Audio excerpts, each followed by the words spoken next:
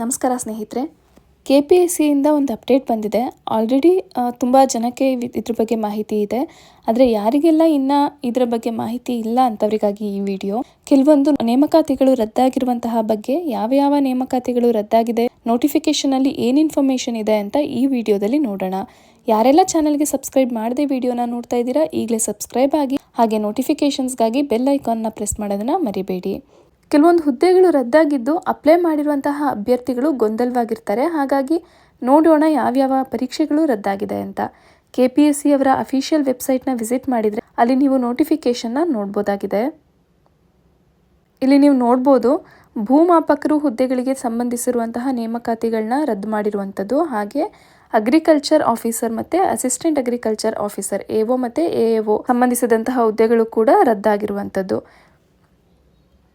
ನೋಟಿಫಿಕೇಷನ್ನ ನೋಡೋದಾದರೆ ನೀವು ಇಲ್ಲಿ ನೋಡ್ಬೋದು, ಭೂಮಾಪನ ಕಂದಾಯ ವ್ಯವಸ್ಥೆ ಮತ್ತು ಭೂ ದಾಖಲೆಗಳ ಇಲಾಖೆಯಲ್ಲಿನ ಉಳಿಕೆ ಮೂಲ ವೃಂದದ ಭೂಮಾಪಕರ ಹುದ್ದೆಗಳ ನೇಮಕಾತಿಯ ಉಲ್ಲೇಖಿತ 1, 2 ಮತ್ತು 3ರ ಅಧಿಸೂಚನೆ, ಸೇರ್ಪಡೆ, ತಿದ್ದುಪಡಿ ಅಧಿಸೂಚನೆಗಳನ್ನು ರದ್ದುಪಡಿಸಲಾಗಿದೆ ಅಂತ ಹೇಳಿದ್ದಾರೆ.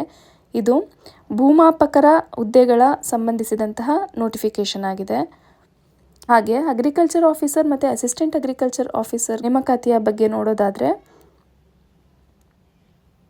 ಕೃಷಿ ಇಲಾಖೆಯಲ್ಲಿ ಕೃಷಿ ಅಧಿಕಾರಿಗಳಿಗೆ 86 ಹುದ್ದೆಗಳು, ಸಹಾಯಕ ಕೃಷಿ ಅಧಿಕಾರಿಗಳು 586 ಹುದ್ದೆಗಳಿಗೆ ಅಧಿಸೂಚನೆಯನ್ನು ಹೊರಡಿಸಲಾಗಿತ್ತು. ಇಲ್ಲಿ ನೀವು ನೋಡ್ಬೋದು, ದಿನಾಂಕ 20/9/2024 ಮತ್ತು ತಿದ್ದುಪಡಿ ಅಧಿಸೂಚನೆ ದಿನಾಂಕ 31/12/2024 ಅನ್ವಯ ಉಳಿಕೆ ಮೂಲ ವೃಂದದಡಿ ಅಧಿಸೂಚಿಸಲಾಗಿದ್ದ ಕೃಷಿ ಅಧಿಕಾರಿ 86 ಮತ್ತು ಸಹಾಯಕ ಕೃಷಿ ಅಧಿಕಾರಿ 586 ಹುದ್ದೆಗಳ ಅಧಿಸೂಚನೆಯನ್ನು ರದ್ದುಪಡಿಸಲಾಗಿದೆ ಅಂತ ಹೇಳಿದ್ದಾರೆ. ಹಾಗಾಗಿ ಈಗ ಸದ್ಯಕ್ಕೆ ಅಗ್ರಿಕಲ್ಚರ್ ಆಫೀಸರ್ ಮತ್ತು ಅಸಿಸ್ಟೆಂಟ್ ಅಗ್ರಿಕಲ್ಚರ್ ಆಫೀಸರ್ ಹುದ್ದೆಗಳು ಹಾಗೆ ಭೂಮಾಪಕರ ಹುದ್ದೆಗಳಿಗೆ ಸಂಬಂಧಿಸಿದಂತಹ ನೇಮಕಾತಿಗಳನ್ನು ರದ್ದು ಮಾಡಲಾಗಿದೆ.